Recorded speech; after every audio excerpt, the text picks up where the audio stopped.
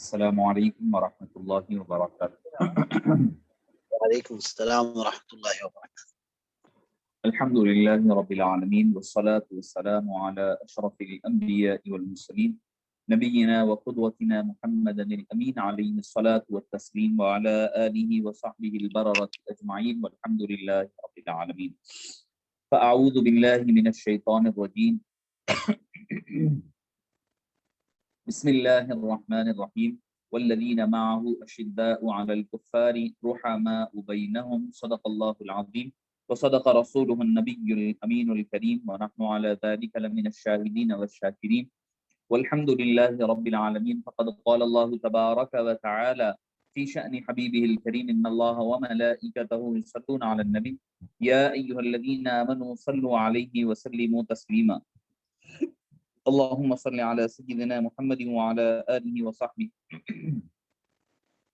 أفضل صلواتك وعدد معلوماتك وبارك وسلم صلاة وسلاما عليك يا سيدي يا رسول الله صلی اللہ تعالی علیہ وسلم۔ معزز سامعین کرام، شفیق بزرگوں اور عزیز ساتھیوں اور نگران جلسہ حضرت العلامہ حافظ و قاری محمد نظام الدین غوری صوفی صاحب مدت فیوز ہو، صدر بزم طلباء فہیم و محبان جامع نظامیہ۔ معزز سامعین کرام، اولین آپ تمام حضرات کی خدمت اقدس میں عید الاضحیٰ کی پرخلوص مبارکباد پیش کی جاتی ہے، اور اس کے ساتھ ہی ساتھ جیسا کہ آپ حضرات بخوبی واقف ہیں کہ آج کا ہمارا عنوان حضرت سیدنا عثمان ابن عفان رضی اللہ عنہ وارضاہ ذات مبارکہ ہے۔ معزز سامعین کرام، شفیق بزرگوں اور عزیز ساتھیوں، حضرت عثمان ابن عفان، بلا تمہید میں اپنے موضوع کی طرف آ جاتا ہوں چونکہ وقت مختصر ہوتا ہے، پھر سوال جواب کا بھی سیشن ہے۔ معزز سامعین کرام، حضرت عثمان ابن عفان کون؟ یاد رکھیں کہ نبی کریم صلی اللہ علیہ وآلہ وسلم نے جب اعلان نبوت فرمایا، فرمانے کے بعد آپ کے گھر والوں میں سے تو پہلے حضرت سیدتنا خدیجہ الکبریٰ رضی اللہ عنہا اور آپ کی دختران مبارک، پھر اس کے بعد حضرت سیدنا علی مرتضیٰ، چونکہ یہ آپ کے گھر والے تھے، یہ گھر والے تھے۔ اب در والے جو تھے، در والوں میں کون ہے؟ پہلے حضرت سیدنا ابوبکر صدیق رضی اللہ عنہ ہے، جنہوں نے اسلام قبول فرمایا۔ تو اس اعتبار سے اگر دیکھا جائے تو بچوں کی تعداد کو اگر ہٹا لیا جائے تو بڑے حضرات میں حضرت سیدتنا بی بی خدیجہ الکبریٰ ہیں، حضرت سیدنا ابوبکر صدیق ہے، حضرت سیدنا زید بن حارثہ ہے، اور مولا مشکل کشا رضی اللہ عنہ علیہ السلام کی ذات مبارکہ۔ تو تین حضرات تو پہلے اسلام لا چکے تھے، اس کے بعد حضرت علی، حضرت عثمان بن عفان رضی اللہ عنہ وارضاہ چوتھے شخص تھے جو انہوں نے اسلام قبول کیا۔ آپ صلی اللہ علیہ وسلم نے جس دن اعلان نبوت فرمایا اس کے دوسرے دن اسلام قبول کیے۔ حضرت ابوبکر فوری طور پر اسلام قبول کیے، اور حضرت ابوبکر صدیق رضی اللہ عنہ وارضاہ کی دعوت پر حضرت سیدنا عثمان بن عفان رضی اللہ عنہ وارضاہ نے اسلام قبول فرمایا۔ معزز سامعین کرام، آپ صلی اللہ علیہ وسلم سے حضرت عثمان بن عفان کا 5ویں پشت میں جا کر کے آپ کا سلسلے نسب مل جاتا ہے، یعنی ایک ہی خاندان کی طرف آپ کا دونوں کا آگے جا کر کے نسب مل جایا کرتا ہے۔ اس کا رشتہ آپ صلی اللہ علیہ وسلم سے کیا ہے، ذرا آپ سمجھ لیں کہ حضرت عثمان بن عفان رضی اللہ عنہ کی نانی، جن کا نام ام حکیم البیضاء تھا، وہ حضرت سیدنا عبد المطلب رضی اللہ عنہ وارضاہ کی صاحبزادی تھی۔ حضرت عبد المطلب کی صاحبزادی حضور اکرم صلی اللہ علیہ وسلم کی پھوپھی ہوتی ہیں، پھوپھی تھی، جو حضرت عثمان بن عفان کی نانی ہوتی تھی، اور حضرت سیدنا عبداللہ رضی اللہ عنہ جو آپ صلی اللہ علیہ وسلم کے والد ماجد ہے، آپ کی سگی جڑواں بہن تھی، آپ کی سگی جڑواں بہن تھی، اور نبی کریم صلی اللہ علیہ وسلم اور حضرت سیدنا مولا مشکل کشا کی پھوپھی بھی ہوتی تھی، دونوں کی۔ اس نسبت سے آپ رضی اللہ عنہ آپ صلی اللہ علیہ وسلم کے بھانجے ہوتے ہیں، اس نسبت سے آپ صلی اللہ علیہ وسلم کے بھانجے ہوتے ہیں، اور آپ کا تعلق بنو امیہ، قبیلہ بنو امیہ سے تھا۔ آپ صلی اللہ علیہ وسلم بنو ہاشم سے، بنو امیہ میں اور بنو ہاشم میں ایک طویل وقفے سے لڑائی جھگڑے چلتے رہتے تھے، دشمنیاں تھیں، عداوتیں تھیں اور رنجشیں تھیں، اور اس کے باوجود پھر حضرت عثمان بن عفان رضی اللہ عنہ کی ولادت عام الفیل کے 6 سال ہوئی، یعنی ہجرت نبوت سے 47 کم و بیش 47 ایئرز پہلے आप रज़ी अल्लाहु अन्हु वअरज़ाहु तवल्लुद हुए मक्का मुकर्रमा में, आपका शुमार अस्साबिक़ून अल-अव्वलून में होता है। इमाम तबरी अलैहि रहमा फरमाते हैं कि आपको क़दीमुल इस्लाम भी आपका एक लक़ब है। अफ़्फ़ान है, गनी है, ज़ुन्नूरैन है, कई और लक़ब के साथ-साथ कामिलुल हया है, जामिउल कुरआन है, कामिलुल ईमान है, इन सब के साथ-साथ आपका एक लक़ब है वो क़दीमुल इस्लाम, यानी इस्लाम में अव्वलीन क़दीम लोगों में, यानी चौथा नंबर बताया जाता है आपका इस्लाम लाने में। यानी हज़रत सैयदना अली मुर्तज़ा, सैयदना अबू बकर सिद्दीक़ और सैयदना ज़ैद बिन हारिसा के बाद आपका शुमार चौथे शख्स में आता है जो आपके इस्लाम लाए। मौजूद सामीन इकराम, हज़रत उस्मान बिन अफ़्फ़ान जब ईमान ला चुके तो आपका चचा हकम जो था वो आपको बड़ी सजाएं दिया करता, बड़े आपके ऊपर जुल्म सितम किए जाते, क्योंकि आप इस्लाम ले आ चुके थे। ईमान लाने और इस्लाम लाने की पादाश में आपके ऊपर कई मरतबा जुल्म सितम होता। हज़रत उस्मान बिन अफ़्फ़ान रज़ी अल्लाहु अन्हु वअरज़ाहु, आपने फरमाया कि मैं, वो जब आपका चचा ये कहता कि आपको पकड़ता, रस्सी से बांधता और कहता कि तुम अपने बाप दादा के दीन को छोड़ करके नए दीन की तरफ आ गए हैं, तो आप फरमाते कि अगर तू मेरे जिस्म के टुकड़े टुकड़े भी कर लेगा तो मेरे दिल से इस्लाम की और साहिब इस्लाम की मोहब्बत को नहीं निकाल पाएगा। आखिरकार तंग आकर के उसने आप रज़ी अल्लाहु अन्हु वअरज़ाहु को रिहा फरमा दिया और छोड़ दिया। हज़रत उस्मान बिन अफ़्फ़ान की शख्सियत क्या थी, पहले ये आप एक मुलाहिज़ा फरमाएं। हबीब पाक सल्लल्लाहु अलैहि वसल्लम की ज़बानी हज़रत मनाक़िब, हज़रत उस्मान बिन अफ़्फ़ान के मनाक़िब आप सल्लल्लाहु अलैहि वसल्लम की ज़बानी समात फरमाएं। पहले तो आपने फरमाया कामिलुल हया, कामिलुल हया, ईमान के कामिल शख्स का नाम हज़रत उस्मान बिन अफ़्फ़ान। कैसे कामिल है? एक मर्तबा हदीस पाक में आता है कि आप सल्लल्लाहु अलैहि वसल्लम इस्तिराहत यानी आराम फरमा रहे थे। हज़रत सय्यदुना, इस हदीस की रावी हज़रत बीबी आयशा सिद्दीक़ा रज़ियल्लाहु अन्हा है। आप सल्लल्लाहु अलैहि वसल्लम आराम फरमा रहे थे कि हज़रत अबू बकर सिद्दीक़ तशरीफ लाए। आप सल्लल्लाहु अलैहि वसल्लम बदस्तूर आराम फरमाते रहे, लेटे रहे। हज़रत अबू बकर आए, सलाम किया और तशरीफ फरमा रहे। उसके कुछ देर बाद हज़रत सय्यदुना उमर इब्न अल-खत्ताब आए और वो भी आए, तो आप सल्लल्लाहु अलैहि वसल्लम बदस्तूर आराम फरमाते रहे। जब हज़रत उस्मान बिन अफ़्फ़ान रज़ी अल्लाहु अन्हु तशरीफ लाए तो आप अपने तहबंद को बराबर करते हुए, दुरुस्त फरमाते हुए उठकर बैठ गए और उसके बाद हुक्म दिया कि उस्मान को कहें कि अब आए अंदर। हज़रत उस्मान बिन अफ़्फ़ान आए, बैठे और तशरीफ ले गए। बीबी आयशा चूंकि ये सारा मंजर देख रही थी, वो देख रही थी और देखने के बाद हज़रत बीबी आयशा ने पूछा, या रसूलल्लाह, पहले मेरे वालिद आए, आप नहीं उठे, फिर हज़रत उमर आए, तब भी आप नहीं उठे, क्योंकि रिश्ते में आप सल्लल्लाहु अलैहि वसल्लम के दोनों खुसर होते हैं और हज़रत उस्मान दामाद होते हैं, तो एक फ़र्क जो दामाद हो सकता है कि दामाद को फ़ौक़ियत दी। तो आप सल्लल्लाहु अलैहि वसल्लम से जब पूछा गया तो आप सल्लल्लाहु अलैहि वसल्लम ने फरमाया, ए आयशा, मैं उससे क्यों नहीं शर्म व हया करूं? मन इस्तहया मिनहुल मलाइका, वो उस्मान वो हैं जिनसे फरिश्ते भी हया किया करते हैं। तो मौजूद सामीन किराम, आपकी हयादारी, आपकी शर्म व हया, आपकी कामिल हयादारी का अल हबीब पाक सल्लल्लाहु अलैहि वसल्लम ने बज़ात खुद हदीस पाक में जिक्र फरमाया है। आपकी अखलाक आलिया जो है आप सल्लल्लाहु अलैहि वसल्लम से बिल्कुल मुशाबे थे। आप रज़ी अल्लाहु अन्हु ने अपने बातिन को आप सल्लल्लाहु अलैहि वसल्लम के सांचे में इस कदर ऐसा ढाला हुआ था, यहाँ तक कि आपका ज़ाहिर यानी शक्ल और सूरत में भी आप सल्लल्लाहु अलैहि वसल्लम जैसा तो कोई नजर नहीं आ सकता। वअहसनु मिनका लम तरा क़त्तु ऐनी व अजमलु मिनका लम तलिदिन निसाउ खुलिक़ता मुबर्रअम मिन कुल्ली, ये तो यकीन है, यकीनी है। मगर अगर किसी के मुशाबे हज़रत उस्मान बिन अफ़्फ़ान थे तो आप सल्लल्लाहु अलैहि वसल्लम के मुशाबे नजर आते थे।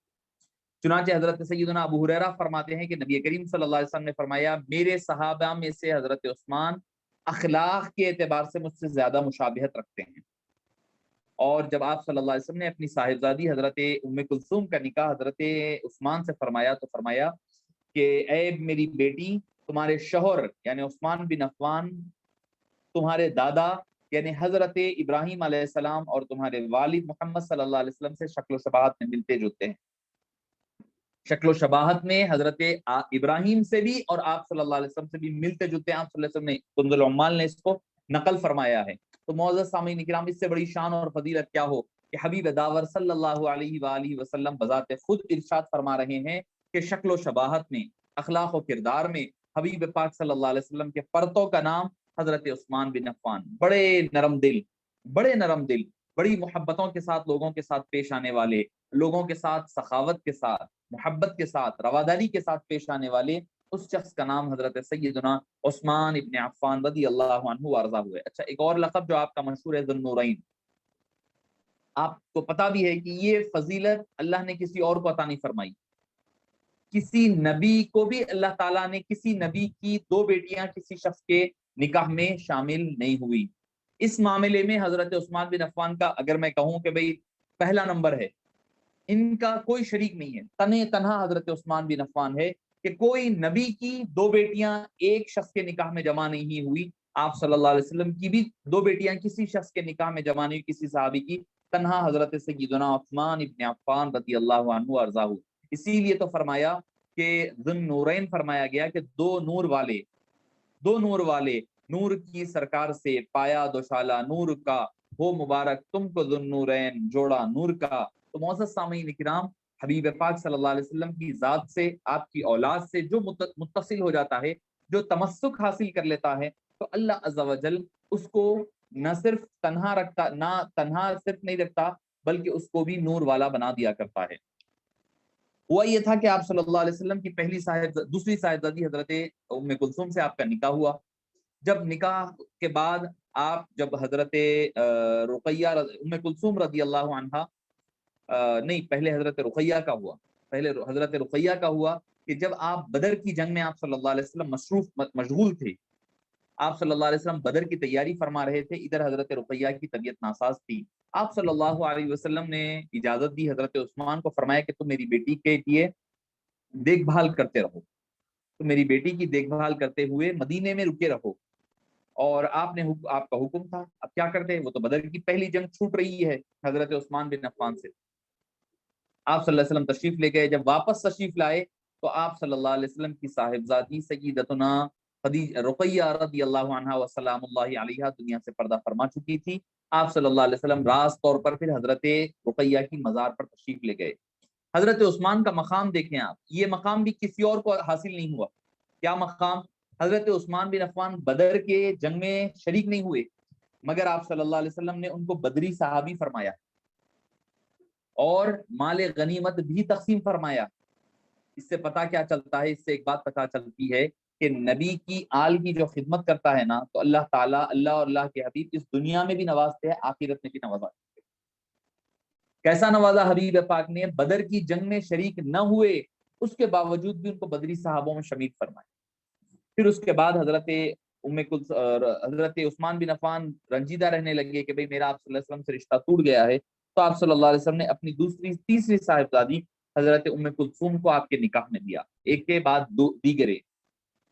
مسئلہ آپ کو بتا دوں کہ ایک آدمی کا دو سگی بہنوں کو نکاح میں رکھنا جائز نہیں ہے۔ اگر جس کو نکاح میں بعد میں شامل کرے گا، وہ بعد والی لڑکی اس کے اوپر، بعد والی بہن اس کے اوپر حرام ہو جائے گی، یہ یاد رکھیں۔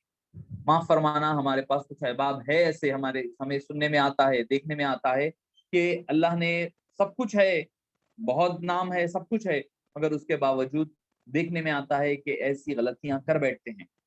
تو نکاح میں اگر کسی کے دو بہنیں، سگی بہنیں ہیں، تو جس سے بعد میں نکاح کیا تھا، کسی ایک کو روک لے، جس کو روکنا چاہتا ہے روک لے، ایک کو رخصت کر دے، طلاق دے دیا کرے۔ طلاق کیا، ویسے بھی دوسری نکاح جو ہے وہ تو جائز بھی نہیں ہوا ہے، جتنے دن گزاریں گے وہ حرام کاری میں گزاریں گے۔ پھر حضرت سیدتنا ام کلثوم کی وفات ہوئی تو حضرت عثمان رونے لگے اور آزردہ رہنے لگے، تو حضرت علی فرماتے ہیں، روایت حضرت علی مرتضیٰ سے ہے، آپ صلی اللہ علیہ وسلم نے حضرت عثمان سے فرمایا اگر میری 40 بیٹیاں ہوتی تو ایک کے بعد ایک میں تمہارے نکاح میں دے دیتا، یہاں تک کہ کوئی باقی نہ رہتی۔ یہ آپ کی شان اور عظمت میں اس سے بڑھ کر اور کیا مقام ہو سکتا ہے؟ اس سے بڑھ کر اور کیا مقام ہو سکتا ہے؟ حبیب پاک فرما رہے ہیں اگر میرے پاس 40 بیٹیاں ہوتی تو ایک کے بعد ایک میں تم کو تمہارے نکاح میں دے دیا کرتا۔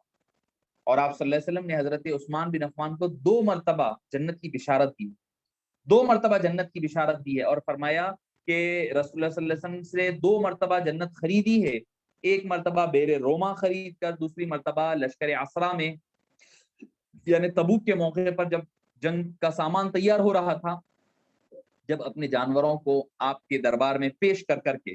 تو معزز سامعین کرام، یہ معاملہ حضرت عثمان بن عفان رضی اللہ عنہ وارضاہ کا ہے۔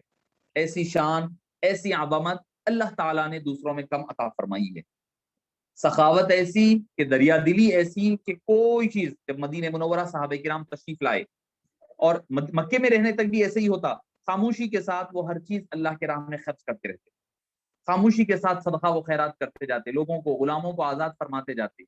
غلاموں کو آزاد فرمانے میں حضرت ابوبکر صدیق کے ساتھ حضرت عثمان بن عفان رضی اللہ عنہ وارضاہ کا بھی بڑا حصہ رہا، بڑا حصہ رہا کہ غلاموں کو آزاد کروانے میں آپ نے بھی بڑا حصہ ادا فرمایا ہے۔ یہاں تک کہ حبیب پاک صلی اللہ علیہ وسلم نے فرمایا کہ آج کے بعد عثمان تم جو چاہے کرو، اللہ تعالیٰ نے تمہارے اوپر معاف فرما دیا ہے، تمہارے اوپر دوزخ کو حرام کر دیا ہے۔ فرمایا اللہم ان عثمان فی حاجتک و حاجت رسولک۔ آپ صلی اللہ علیہ وسلم نے فرمایا کہ بدر والے دن، جو میں نے عرض کیا تھا کہ آپ صلی اللہ علیہ وسلم نے فرمایا کہ بے شک اللہ تعالیٰ اللہ اور اللہ کے رسول کے کام میں مصروف تھے۔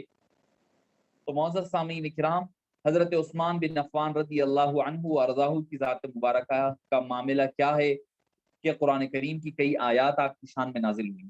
لقد رضی اللہ عن المؤمنین اذ یبایعونک تحت الشجرہ، یہ آیت کریمہ حضرت عثمان کی رضی اللہ عنہ وارضاہ کی شان میں نازل ہوئی۔ اچھا، میں عرض کر رہا تھا کہ حضرت عثمان کی سخاوت کی بات ہو رہی تھی، سخاوت کی بات کر لوں، اس کے بعد پھر آپ کی دوسرے اور فضیلت کی طرف آگے بڑھیں۔ ہوا یہ تھا کہ آپ نے تبوک کا موقع ہے، آپ صلی اللہ علیہ وسلم نے فرمایا کہ بھئی تبوک کے وقت مشکل گھڑی ہے، چونکہ رومیوں سے جنگ ہے، تو اللہ کی راہ میں خرچ کرو۔ تو حضرت عثمان بن عفان رے 1000 اشرفیاں، آج کے دور میں بھی کوئی 1000 اشرفی خرچ نہیں کر سکتا۔ ایک اشرفی کا ویٹ کیا ہوتا ہے؟ 4.75 گرام آف گولڈ ہوتا ہے،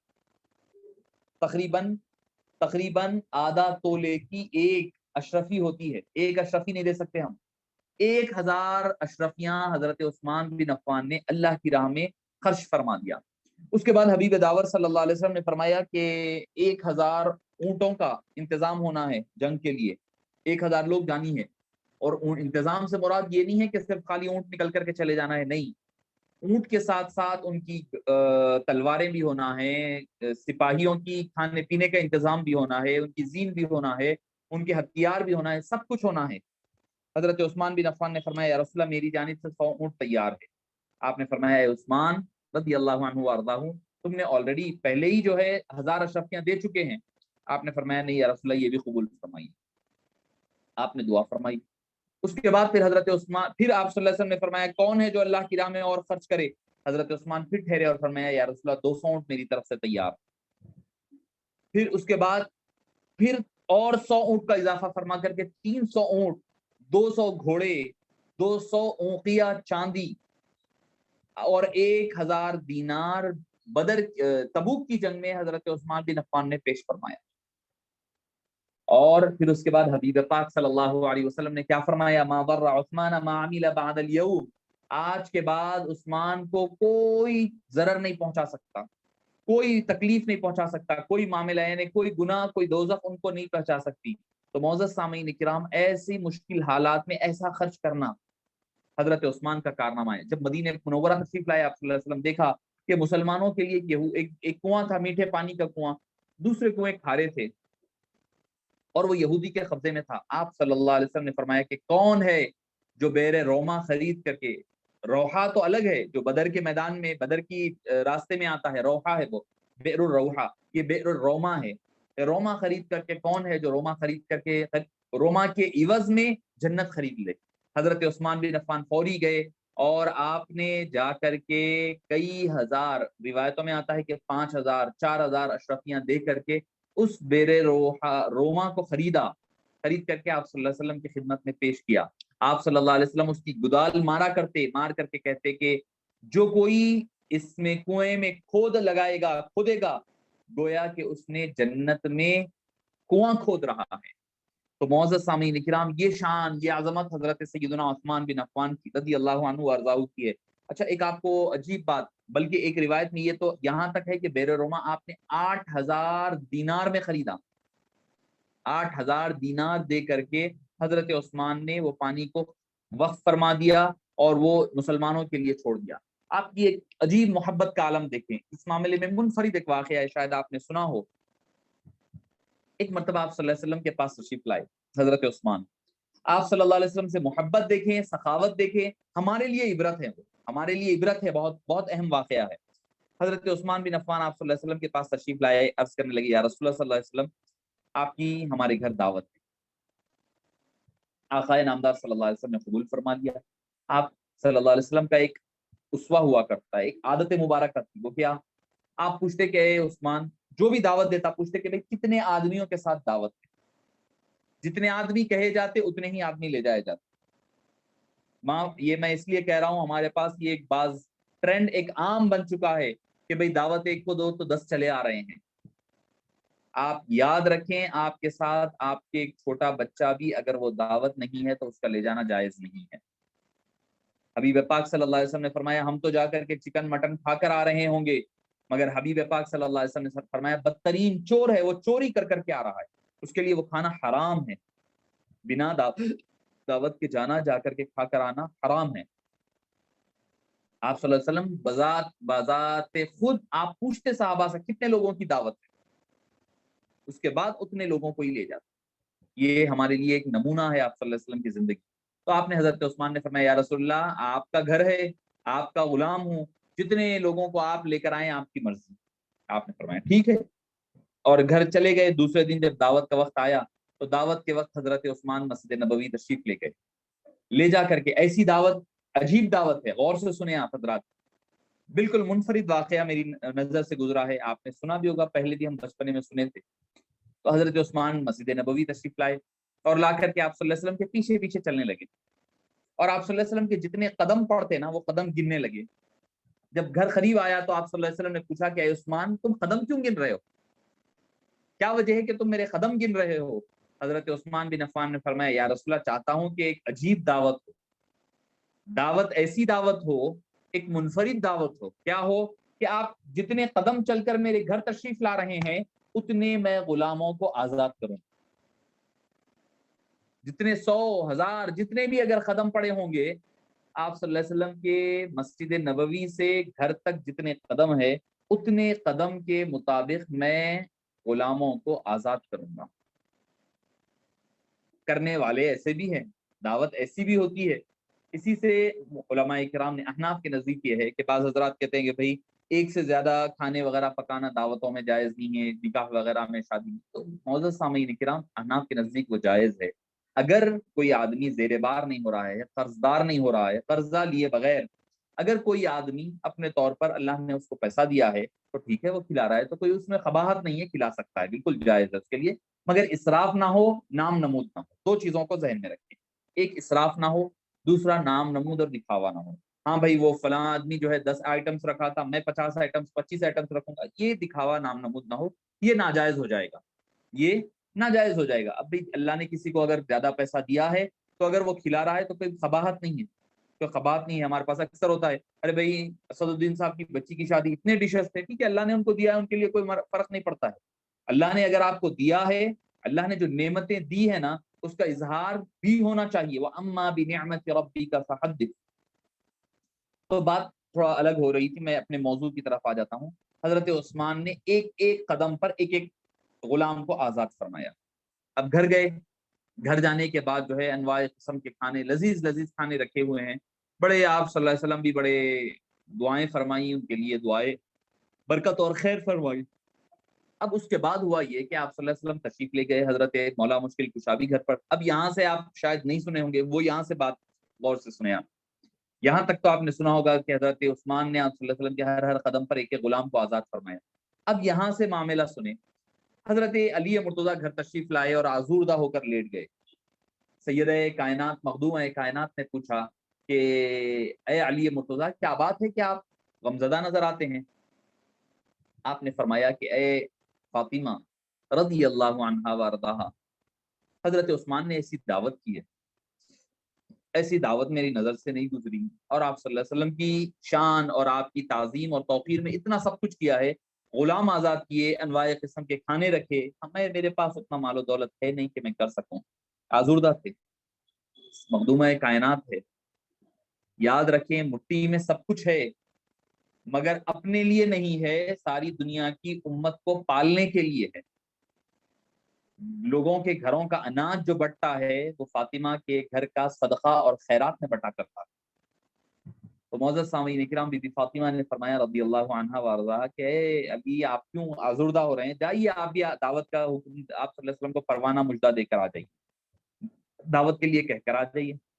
کہنے لگے کہ معلوم تھا حضرت علی کو طبیعت سے واقف تھے، مخدومہ کائنات ہے، کائنات کی وہ مخدومہ ہے، ساری کائنات ان کی خادم ہیں، ان کو پتا تھا کہ دونوں عالم کی دولت قبضہ فاطمہ میں ہے۔ انہوں نے پوچھا نہیں کہ کیسے ہوگا، انہوں نے کہا جیسی کیے ویسے ہی کریں گے، اس سے اچھی کریں گے۔ گئے، جا کر کے آپ صلی اللہ علیہ وسلم کے دربار میں ٹھہرے اور کرنے لگے یا رسول اللہ آپ کے گھر کل دوپہر میں دعوت۔ آپ صلی اللہ علیہ وسلم حضرت علی کو دیکھا اور سمجھ گئے کہ بول علی نہیں رہے تھے بلکہ بول علی رہے ہیں، الفاظ اور نیت فاطمہ کی کہہ رہی ہے۔ آپ نے فرمایا ٹھیک ہے، کتنے لوگ؟ فرمایا وہی جواب، آپ جتنے لے کر آئیں۔ آپ صلی اللہ علیہ وسلم تشریف لے جانے لگے، بی بی فاطمہ نے کہا جائیں، جا کر قدم گن کر کے آئیں۔ قدم آپ صلی اللہ علیہ وسلم کے گن کر کے آئیں، وہ گن کر کے قدم آ گئے۔ آنے کے بعد دیکھے تو کیا ہے، خالی برتن رکھے ہوئے ہیں، چولہے پر خالی برتن چڑھایا ہوا ہے۔ فاطمہ نے مصلی بچھا لیا ہے، فاطمہ رضی اللہ عنہا نے مصلی بچھا لیا ہے، اب دعا کے لیے ٹھہری ہیں۔ کبھی اپنی ذات کے لیے نہیں مانگا تھا، مگر شوہر کو غمگین دیکھا، شوہر کو ملول دیکھا، ان سے یہ رہا نہیں گیا۔ اللہ کے دربار میں عرض کرنے لگی یا رب، اے باری تعالیٰ، تیرے حبیب پاک کی تعظیم اور تکریم کے لیے ہے، کچھ عطا فرما دے۔ اللہ تعالیٰ نے جنت کے انواع قسم کے نعمتیں اور غذائیں اور کھانے پیش فرما دیے۔ آپ صلی اللہ علیہ وسلم صحابہ نوش فرمائے۔ اب جاتے جاتے حضرت علی نے پوچھا، پلٹ کر دیکھا کہ اے فاطمہ یہ تو معاملہ ہو گیا کھانے کا، اب بتاؤ غلاموں کا کیا حال ہے؟ آپ نے فرمایا جائیے، پھر مصلی بچھ رہا ہے، پھر مصلی بچھ رہا ہے۔ اب تشریف لے گئے آپ صلی اللہ علیہ وسلم، حضرت بی بی فاطمہ مصلی کے لیے ٹھہر گئی ہے، مصلی بچھا کر کے بیٹھ گئی ہیں۔ آپ صلی اللہ علیہ وسلم جب اپنے دولت قدا پہنچ گئے، جب آپ کے گھر پہنچ گئے، پہنچنے کے بعد آپ صلی اللہ علیہ وسلم نے بھی حضرت علی کو پلٹ کر کے دیکھا اور پوچھا اے علی، تم جو قدم گنے تھے نا، اس کا کیا اجر ہوا پتا ہے؟ فرمایا کہ اللہ اور اللہ کے رسول بہتر جانتے۔ آپ نے فرمایا کہ عثمان نے تو ایک ایک غلام آزاد کیا تھا، میرے ہر قدم کے بدلے اللہ تعالیٰ نے میری امت کے وہ لوگ جن پر دوزخ واجب ہو چکی تھی ان کو دوزخ سے آزاد فرما دیا۔ معزز سامعین کرام، یہ مقام اللہ نے ہمیں ایسے لوگ عطا فرمائے ہیں جن کی غلامی میں، جن کی خدمت میں اللہ تعالیٰ نے ہمیں ایسے لوگوں کو عطا فرمایا ہے۔ تو میں عرض کر رہا تھا حضرت سیدنا عثمان بن عفان رضی اللہ عنہ وارضاہ کی بات۔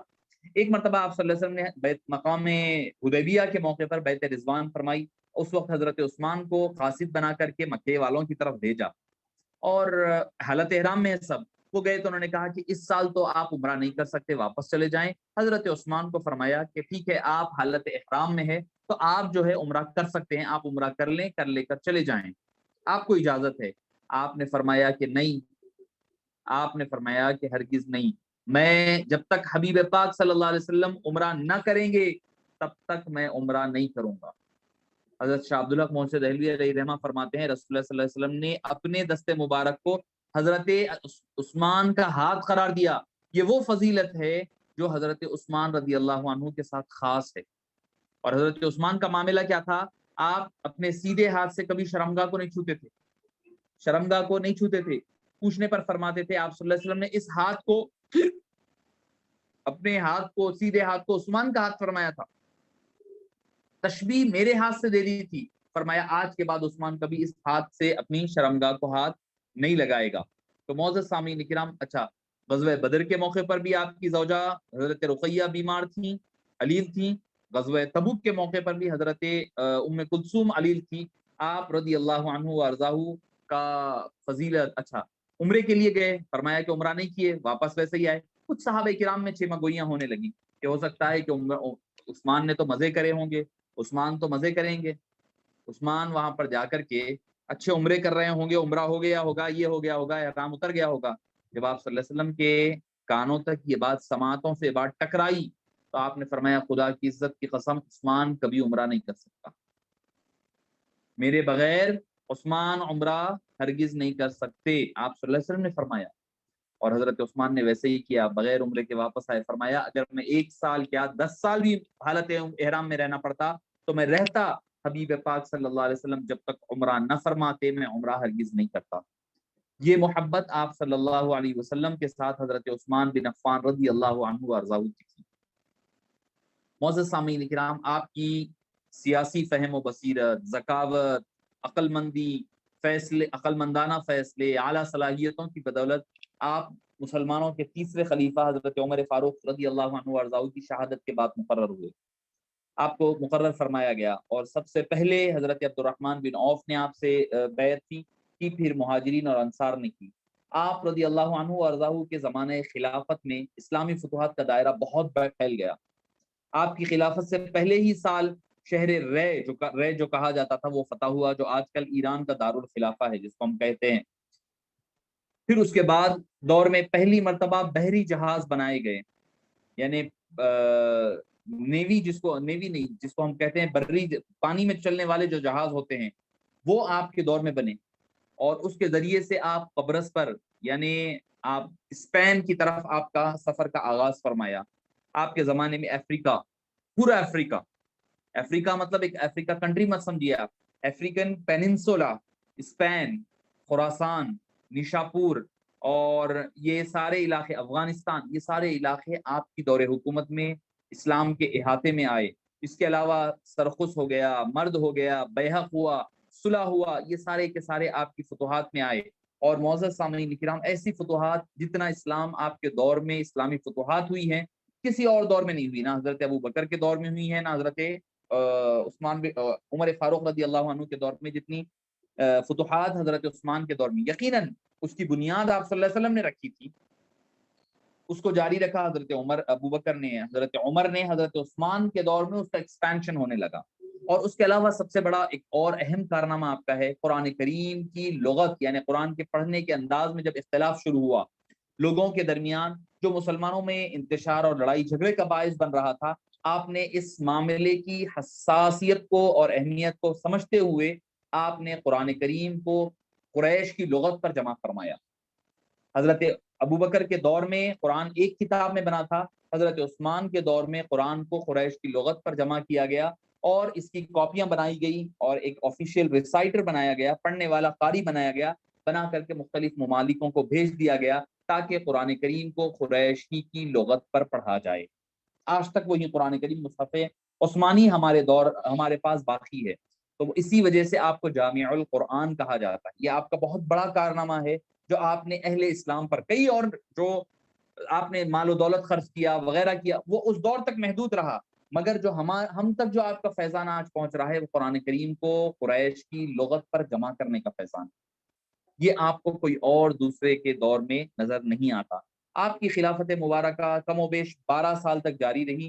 شروع کے سالوں میں آپ کے خلاف کوئی بغاوت، کوئی پریشانی، کوئی مصیبت نہیں رہی، لیکن جیسے جیسے وقت گزرتا گیا، حاسدین کا حسد بڑھتا گیا، مخالفین کا مخالفتیں بڑھتی گئیں، آپ کے خلاف بغاوتیں ہونے لگی، اور آپ کے اوپر کئی الزامات لگائے جانے لگے۔ امام طبری فرماتے ہیں کہ عرب کا اتنا بڑا، اچھا آپ خود فرماتے ہیں، حضرت عثمان بن عفان رضی اللہ عنہ فرماتے ہیں اس وقت جب میں خلیفہ بنا تو عرب میں سب سے زیادہ اونٹ بکریوں کے مالک حضرت عثمان تھے، اور جس وقت آپ کی شہادت ہونے لگی، آپ جب شہید ہوئے، جب آپ کا وصال ہونے لگا، تو آپ نے فرمایا کہ میرے پاس سوائے ان 2 اونٹوں کے، جو آپ نے آخری حج فرمایا اس میں فرمایا سوائے 2 اونٹوں کے اور کوئی چیز میرے پاس باقی نہیں، سب کچھ میں نے اللہ کی راہ میں خرچ کر دیا۔ تو معزز سامعین کرام، آپ نے اپنے جیب کے لیے استعمال کوئی چیز نہیں فرمائی، اپنے لیے کوئی چیز نہیں کھایا، اپنے آپ کے لیے ایک پیسہ نہیں کھایا، بلکہ اپنے پاس تھا سو سب کچھ نچھاور کر دیا اسلام کے لیے۔ یہ آج کے حکمرانوں کے لیے، ہمارے جتنے لیڈرز ہیں ان کے لیے نصیحت اور عبرت کی بات ہے کہ ایسا خلیفہ جو دنیا کے سب سے بڑا خلیفہ ہے، دنیا کے سب سے بڑا حکمران ہے، مگر اس کے پاس کیا ہے؟ سب کچھ لٹا دیا ہے، صرف 2 اونٹ ہے سواری کے لیے۔ تو معزز سامعین کرام، حضرت عثمان بن عفان رضی اللہ عنہ وارضاہ کا معاملہ یہ ہے، جب آپ حکومت میں آئے تو اپنا کاروبار چھوڑ دیے، سب کچھ چھوڑ کر بس اسلام کی خدمت میں اپنا سب کچھ نچھاور کر دیا حضرت عثمان بن عفان رضی اللہ عنہ وارضاہ نے۔ معزز سامعین کرام، میں عرض کر رہا تھا کہ حضرت سیدنا عثمان بن عفان کے خلاف جو ہے سازشیں ہونے لگی، شورشیں اٹھنے لگی، ان سازشوں کا سرغنہ جو تھا عبداللہ بن سبا جو یہودی تھا جس نے اسلام کا لبادہ اوڑھ کر کے اسلام لا کر کے اس نے مختلف انداز سے آپ کی خلافت کو داغدار کرنے لگا. آپ کو اس نے حضرت عثمان پر اقربا پروری کا یعنی اپنے رشتہ داروں کے ساتھ زیادہ حسن سلوک کرنے کا آپ پر الزام لگایا. مختلف گورنروں کے خلاف وہاں سے کی عوام سے جھوٹے خطوط لکھوائے اور آپ کے اوپر پریشر ڈالے جانے لگا. تو اس پر آپ نے بزرگ صحابہ کرام پر مشتمل ایک کمیٹی بنائی جنہوں نے جا کر کے تحقیق کی. جب پتا چلا کہ ساری باتیں افواہ تھیں, ساری باتیں جھوٹی نکلی, کچھ کے اوپر جب الزامات لگے پھر دوبارہ آئے تو آپ نے کچھ خلفاء کو کچھ گورنرز کو تبدیل بھی فرمایا. مگر یہ جو فتنہ تیار ہو چکا تھا, جو فتنہ یہودی لابی نے تیار کر چکا تھا, جو آپ صلی اللہ علیہ وسلم سے جو دشمنی نکالنا تھا, وہ آہستہ آہستہ آ کر اب یہاں پر شروع ہونے لگی. کوفہ, بصرہ اور مصر سبائیوں کے 500 لوگوں پر مشتمل قافلہ حضرت عثمان بن عفان کو ہٹانے کے لیے نکل کر کے مدینے کی طرف آ گیا. حضرت سیدنا عثمان نے حضرت علی کو ان سے مذاکرات کے لیے بھیجا مگر وہ اپنے عزائم سے واپس نہیں آئے. حضرت عثمان بن عفان کے خلاف وہی الزامات دہرائے جو پہلے بیان کرتے کہ وہ گورنر غلط کر رہے ہیں, آپ اس کو تبدیل نہیں کر رہے ہیں. پھر اس کے بعد ایک وقت جو ہے مسجد نبوی میں بلایا گیا جہاں پر اہل مدینہ بار بار ان کے قتل کے مشورے دیتے وہ لوگ, مگر حضرت عثمان نے انہیں معاف فرما دیا اور لوگوں نے اپنے اپنے علاقوں میں واپس جانے میں عافیت سمجھی. حالانکہ اگر آپ حکم دیتے تو لوگ ابھی مدینے میں تھے, مکہ مکرمہ میں تھے, مکے میں حج کرے تھے. اگر آپ حکم دیتے تو مکے میں جو حاجی تھے وہ پورے آ جاتے, تو وہ بلوائی جو 400-500 تھے ان کو فوری طور پر قتل کر دیا جاتا. مگر آپ نے نہیں چاہا, آپ نے فرمایا کہ نہیں, مسلمانوں کا قتل ہونا مجھے گوارا نہیں ہے.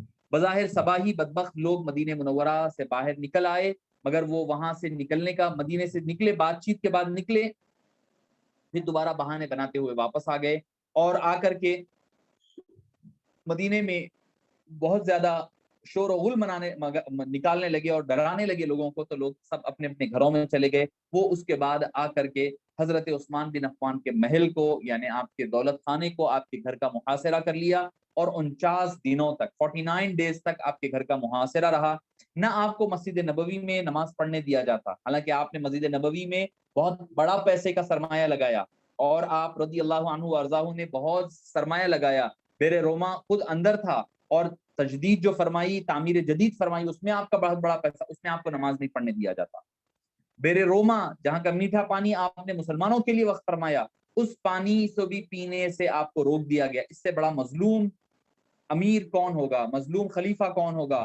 حضرت عثمان بن عفان 49 دنوں تک اپنے گھر میں محصور رہے اور آپ کے پاس صحابہ آتے, آ کر کہتے ہمیں اجازت دیجیے ہم ان سے مقابلہ کریں گے, آپ سختی کے ساتھ منع فرما دیتے.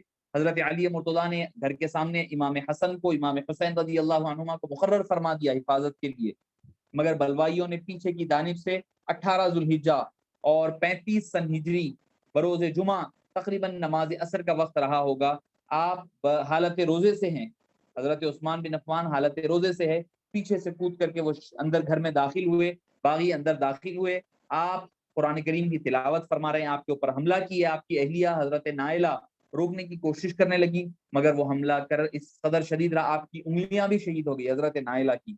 حضرت عثمان بن عفان رضی اللہ عنہ کو جب پیچھے سے وار کیا گیا, حضرت عثمان بن عفان رضی اللہ عنہ شہید ہو گئے.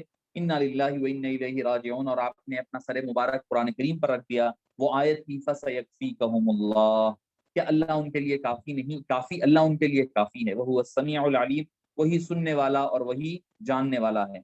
معزز سامعین کرام, ایک مرتبہ آپ صلی اللہ علیہ وسلم جبل شبر پر چڑھے تھے, شبر پر ایک مرتبہ چڑھے تو جبل جو ہے پہاڑ کانپنے لگا, لرزنے لگا. آپ نے فرمایا اے پہاڑ اپنے مقام پر رک جا, تیرے اوپر ایک نبی ہے, ایک رسول ہے, ایک صدیق ہے اور 2 شہید ہے. صدیق تو صدیق اکبر تھے, 2 شہید حضرت عثمان اور حضرت علی رضی اللہ عنہ وارضاہ تھے.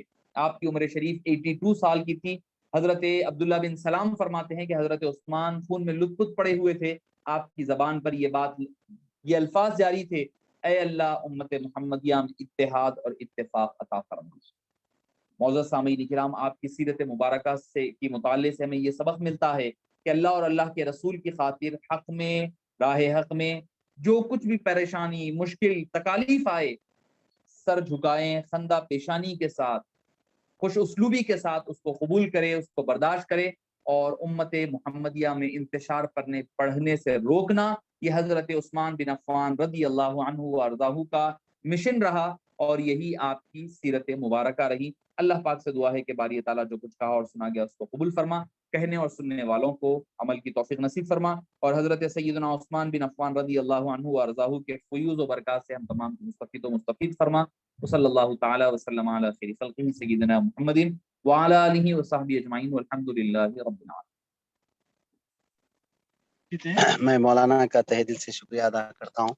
کوئی اگر کسی کو کوئی سوالات کرنے ہیں تو 5 منٹ کا وقت ہے، آپ حضرات جو ہے سوال کر سکتے ہیں مولانا سے۔ اپنا مائک آن کر لیجئے، آن کر کے سوال کر لیجئے۔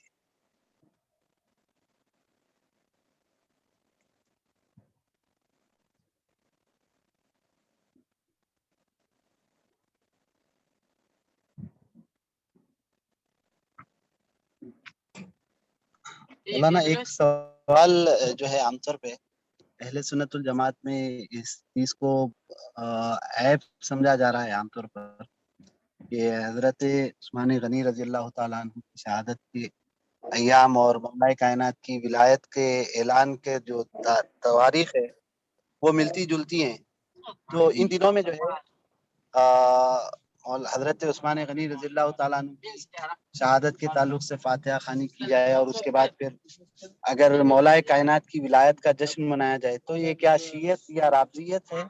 کیونکہ عام طور پہ لوگوں کے ذہنوں میں یہ بات بٹھائی جا رہی ہے، خاص کر کچھ اہل سنت سے ہی تعلق رکھنے والے حضرات بھی جو ہے چیز میں ملوث ہے کہ کوئی اگر جشن غدیر یا پھر مولا کائنات کی ولایت کا اعلان کی خوشی مناتا ہے تو اس کو بھی رافضی کہا جا رہا ہے۔ اس تعلق سے کچھ آپ مختصراً فرما دیں تاکہ لوگوں کے ذہنوں میں وہ بھی بات آ جائے کہ یہ بھی اہل سنت کا ہی شعار ہے اور اہل بیت کی محبت کا ایک راستہ ہے۔ یہ بھی صحیح فرمایا کہ دراصل دیکھیے یہ اعلان ولایت سیدنا علی مرتضی رضی اللہ عنہ وکرم اللہ وجہہ الکریم یہ پہلے پیش آیا ہوا واقعہ، یہ سن 10 ہجری میں پیش آیا، 10 سن ہجری میں یہ واقعہ پیش آیا۔ حضرت علی مرتضی رضی اللہ عنہ وارضاہ کو آپ صلی اللہ علیہ وسلم نے جو ولایت من کنت مولا کی جو حدیث پاک ہے غدیر خم کے مقام پر جو جحفہ سے پچھلے جانب آتا ہے، پچھلے علاقے میں آتا ہے،